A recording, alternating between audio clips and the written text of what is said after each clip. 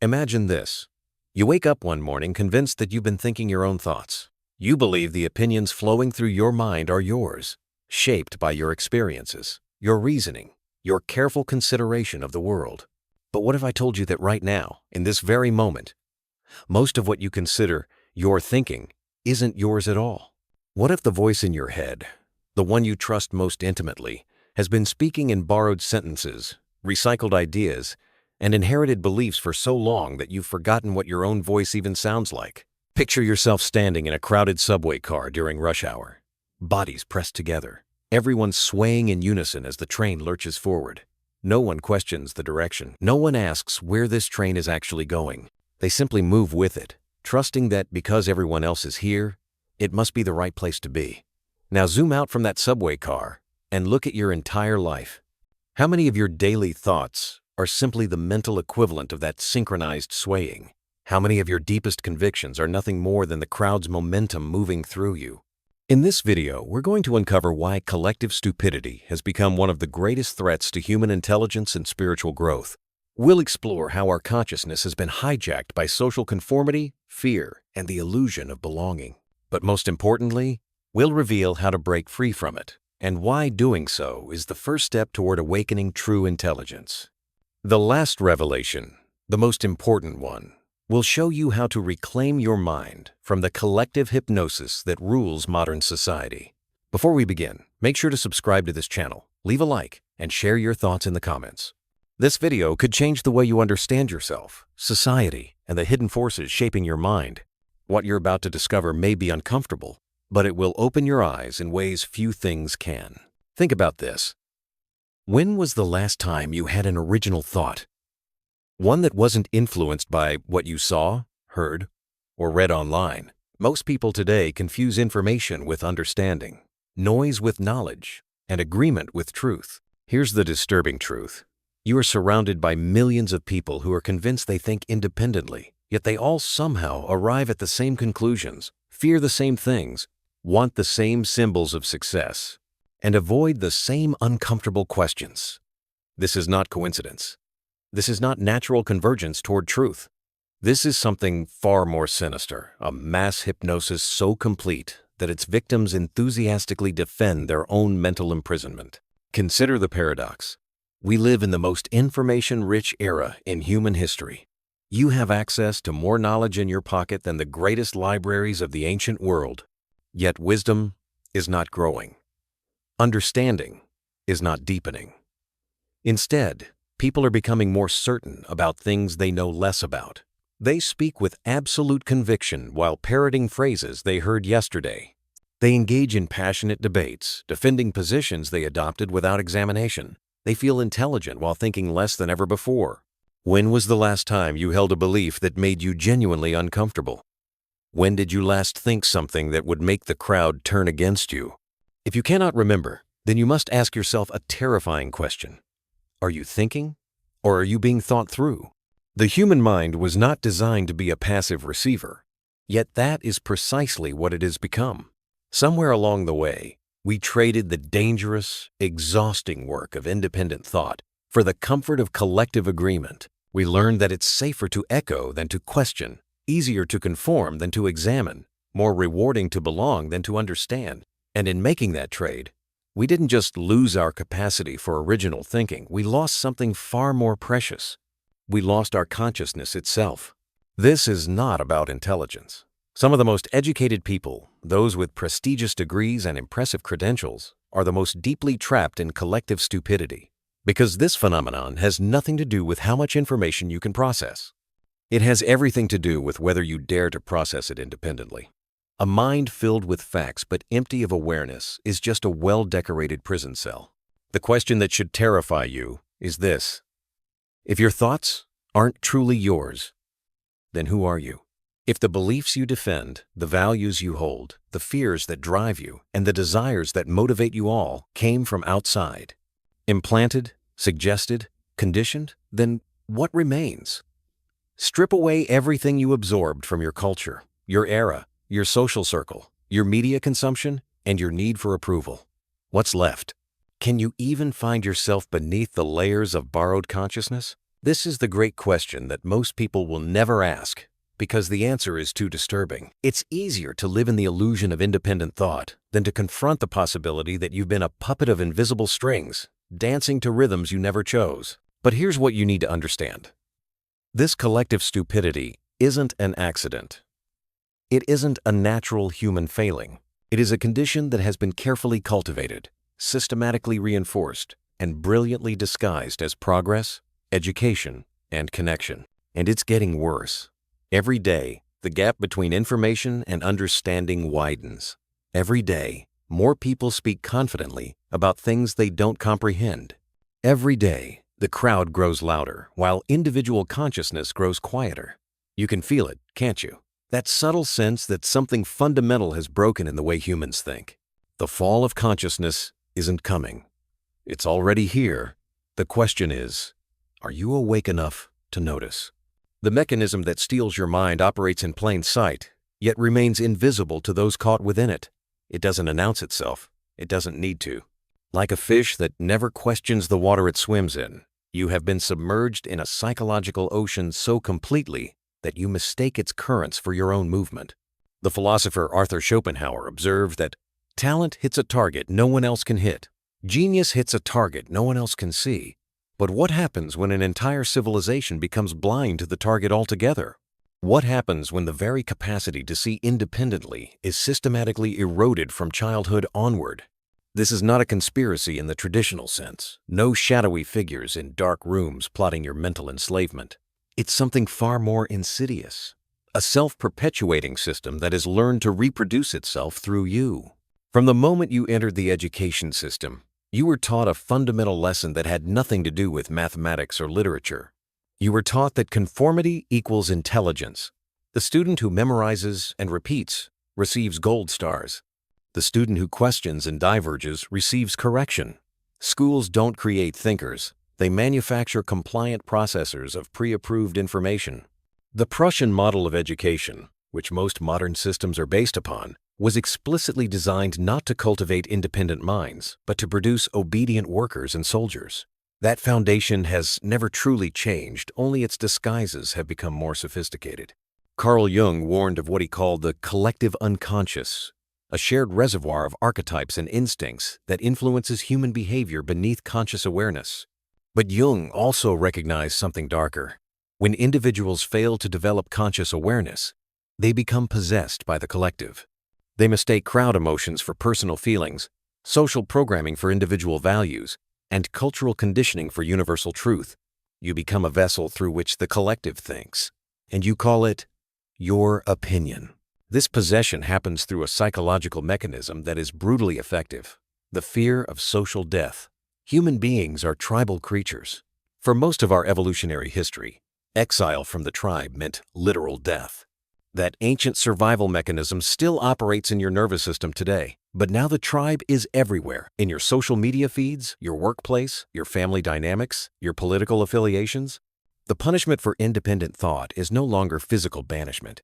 It's social isolation, professional consequences, and the unbearable weight of being misunderstood.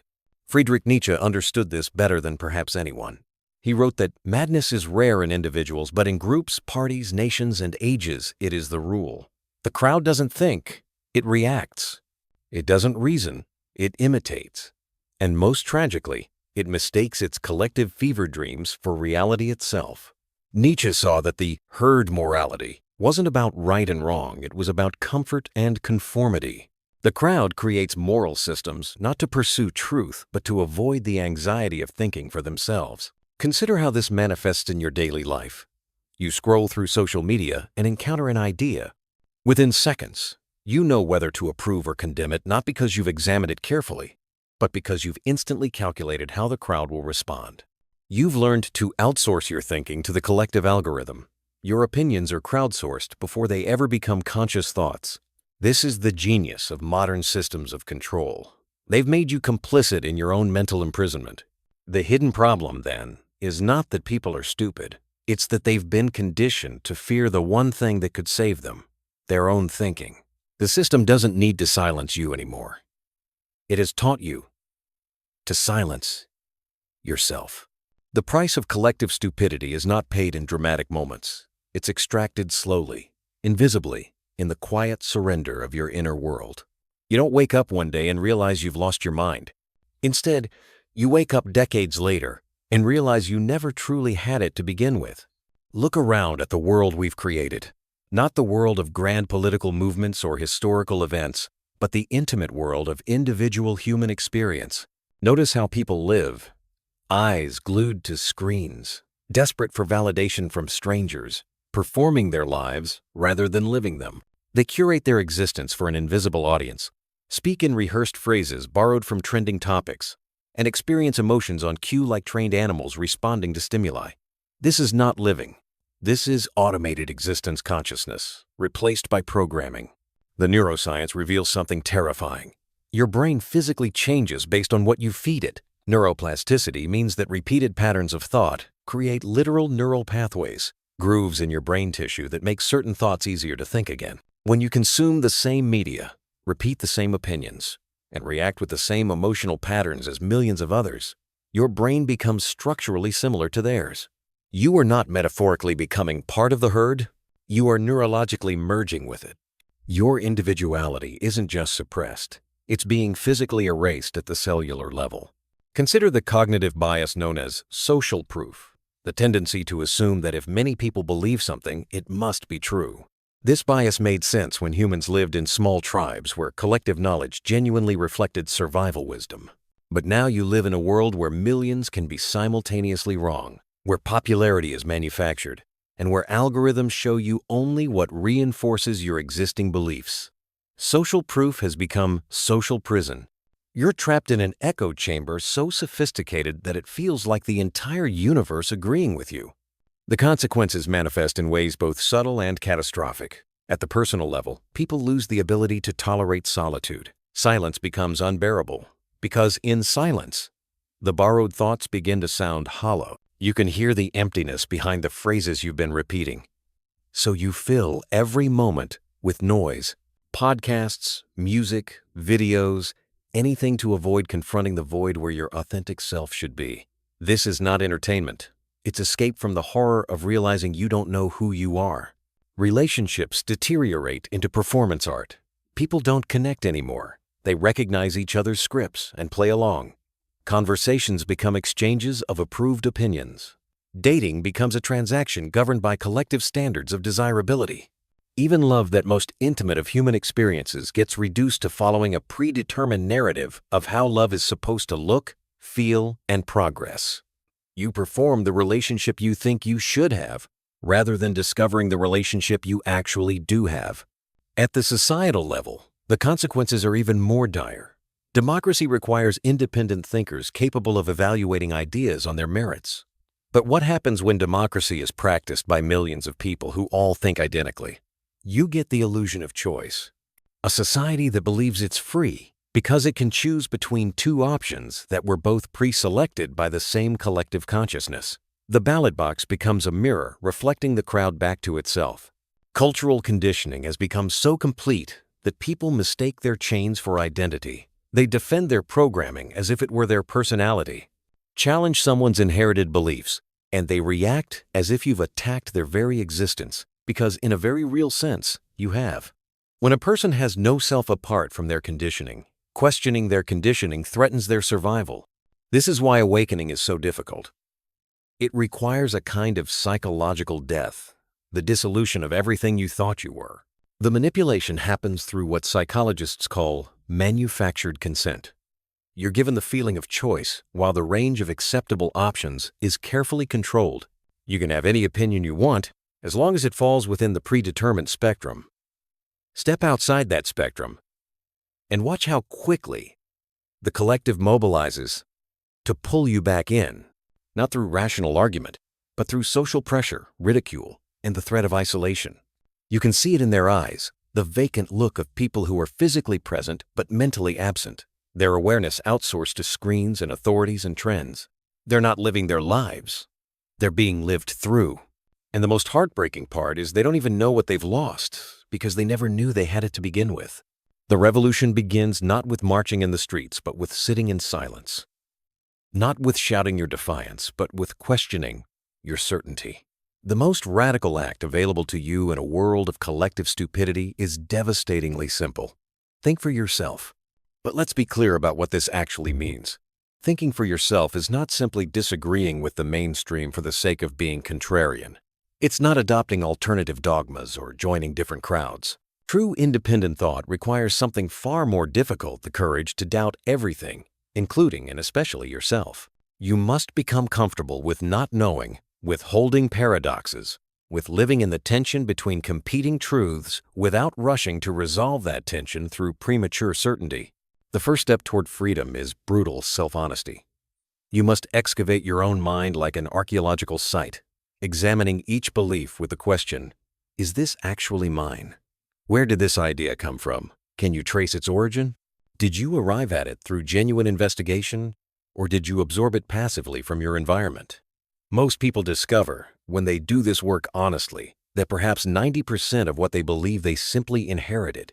Their entire identity is a collection of borrowed furniture arranged in a space they never truly occupied. Socrates understood this. His method wasn't to teach people what to think, but to reveal to them that they didn't actually think at all, they merely repeated. Through relentless questioning, he exposed the emptiness behind confident assertions. And for this, Athens sentenced him to death. Every age punishes its truth-tellers, not because their ideas are dangerous, but because they awaken others to the fact that they've been asleep. The system can tolerate almost anything except consciousness. The practical path requires cultivating what can be called observational distance. Instead of being absorbed in your thoughts, you must learn to watch them. Become the scientist studying your own mental processes. Notice how quickly you judge. Notice how automatically you categorize everything into approved or forbidden, safe or dangerous, us or them. These instant reactions are not your intelligence, they're your conditioning revealing itself. Real thinking happens in the pause between stimulus and response, in that brief window where choice becomes possible. This is where solitude becomes sacred. Not isolation born from fear, but chosen aloneness that creates space for authentic encounter with yourself. The philosopher Henry David Thoreau retreated to Walden Pond not to escape society, but to discover what remained when society's noise was removed. He wrote, "I went to the woods because I wished to live deliberately, to front only the essential facts of life, and see if I could not learn what it had to teach." In solitude, you stop performing. The masks fall away. You begin to sense the difference between the voice of conditioning and the whisper of genuine insight. But here's the counterintuitive truth. Breaking free from collective stupidity doesn't mean rejecting all collective wisdom. It means developing the discernment to distinguish between the two. Some traditional knowledge contains profound truth. Some conventional wisdom genuinely reflects accumulated human understanding. The key is that you must verify it through your own experience, rather than accepting it on authority. As the Buddha allegedly said on his deathbed, "Be a light unto yourself." Don't believe something because he said it, or because everyone believes it. Test it. Live it. Know it directly. The rebellion is quiet. It happens in the moment you pause before reacting, in the choice to think rather than echo, in the courage to stand alone when the crowd stampedes toward comfortable lies. It happens every time you choose awareness over automation, understanding over imitation, truth over tribal belonging. This is how you begin to reclaim your mind. One questioned assumption at a time, one moment of genuine thought at a time, one act of conscious rebellion at a time. Here is the truth that changes everything. The collective stupidity that enslaves humanity is not imposed from outside. It is sustained by a choice, your choice, made unconsciously 1,000 times a day. Every moment you defer to the crowd's judgment instead of your own awareness. Every time you silence your intuition to echo approved opinions. Every instance you trade truth for comfort. You vote for your own imprisonment. The bars of your cage are made from your own complicity. But this devastating realization contains within it the seed of total liberation. Because if the prison is maintained by your unconscious participation, then consciousness itself is the key that unlocks every door. You are not a helpless victim of collective forces. You are the place where those forces either find life or meet their death. The collective mind has no power except what individuals grant it through their surrender. Listen carefully to what this means. The fall of consciousness is not a historical event that happened to humanity. It is happening right now, in this moment, or it is not happening at all. It exists only in the continuous present of unconscious choice, which means that awakening is equally available in this moment. Not tomorrow after you've read more books, not someday when circumstances are better, but now in the space between this thought and the next. The mystics and philosophers who glimpsed this truth spoke of it in different languages, but they pointed to the same reality. The Buddha called it awakening from the dream of self. Jesus spoke of being born again, not as a future promise, but as a present possibility. Plato described it as emerging from the cave of shadows into the light of direct perception. These are not metaphors for something else. They are descriptions of an actual transformation available to any consciousness, willing to make the leap from automatic reaction to aware presence. Here is the paradigm shift that restructures everything. You are not your thoughts. You are the awareness in which thoughts arise. This distinction seems subtle, but it is the difference between slavery and freedom. When you believe you are your thoughts, you are trapped by them. You defend them as if they were you. You identify with your conditioning and call it personality. But when you recognize yourself as the awareness witnessing thoughts, suddenly you have space. You can observe a thought without becoming it. You can notice conditioning without being controlled by it. This is what the ancient texts meant by consciousness, or presence, or being. It is not something you achieve or acquire. It is what you already are beneath the layers of identification with form, thought, emotion, and social role.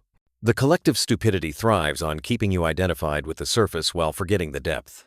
It convinces you that you are the wave while hiding from you that you are the ocean. Consider what happens when one person fully awakens within a group caught in collective delusion. They don't argue with the delusion argument, only strengthens it by giving it attention and energy. Instead, they simply see clearly. And that clear seeing becomes like a tuning fork that resonates at a different frequency.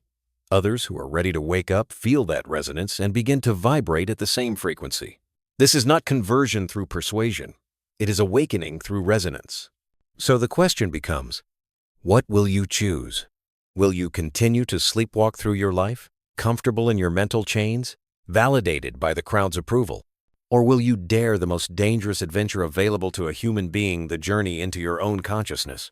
Understand that this choice is not made once. It is made moment by moment, thought by thought, reaction by reaction. Every time you pause before automatically reacting, you choose awakening. Every time you question what everyone assumes is true, you choose consciousness.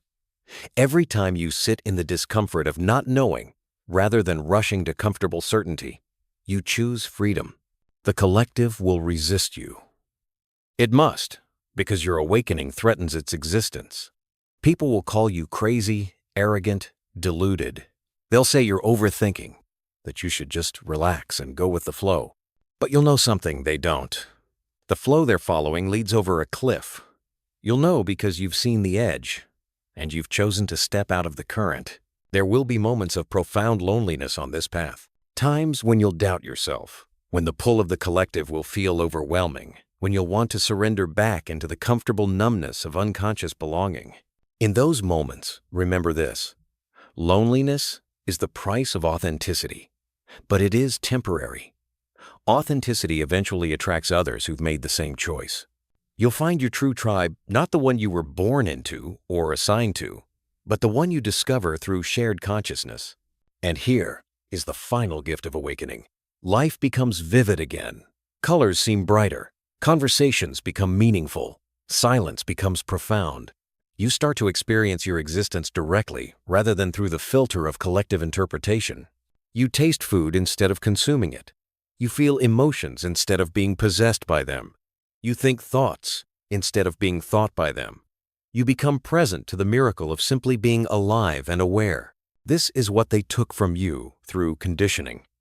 This is what you've been searching for in status, possessions, relationships, and achievements. This is what was always here, beneath the noise, waiting for you to remember. Not some grand mystical experience, though those may come, but the simple, profound recognition of your own consciousness as the ground of all experience. The fall of consciousness ends the moment you stop falling. The rise begins the moment you remember that you can choose. You are not the product of your conditioning. You are not the thoughts the collective thinks through you. You are not the fear that keeps you compliant or the desire that keeps you chasing. You are the awareness that can see all of this. You are the consciousness that was never truly lost, only temporarily forgotten. You are the light that was always shining, just covered by clouds of collective delusion. And now you know. The question is, what will you do with this knowing? The world doesn't need you to save it. The world needs you to wake up. Because one awakened consciousness is worth more than 1,000,000 people who know all the right answers but have never asked the right questions. One person who thinks for themselves transforms the collective field. More than 1,000 experts repeating approved wisdom. You came here seeking understanding. What you found was a mirror. Everything in this exploration has been pointing back to the only place where truth can be found, your own consciousness, right here, right now. Not the thoughts about consciousness, not the ideas about awakening, but the direct, immediate experience of being aware that you are aware. That is the ultimate truth. That is the final realization. That is the end of collective stupidity and the beginning of authentic intelligence. The fall of consciousness was never inevitable, and its rise is always possible, starting now, starting here, starting with you. Welcome back to yourself. You've been gone for a while, but you were never truly lost. You were just pretending to be, playing hide and seek with your own awareness. The game is over when you're ready for it to be over. And perhaps, just perhaps, that moment is now.